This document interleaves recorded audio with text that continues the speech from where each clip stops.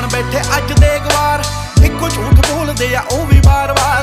बैठ के जनानियां ना करदे आ चुगलियां ते शो दा नाम रखदे आ चज दा विचार। शाम ते सवेरे भालदे विवाद ने, एवें तेरे नाल करदे फसाद ने।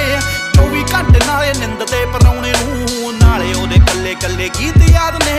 भावें औखी होई ऐ करौड़ तेरे ते, बोलदे ने एवें साले लाउड तेरे ते।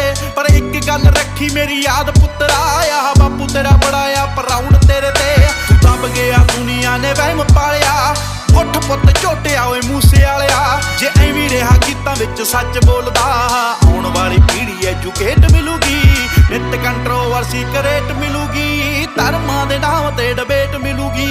सच बोलेगा तां मिलू 295, जे करेगा तरक्की पुत हेट मिलूगी।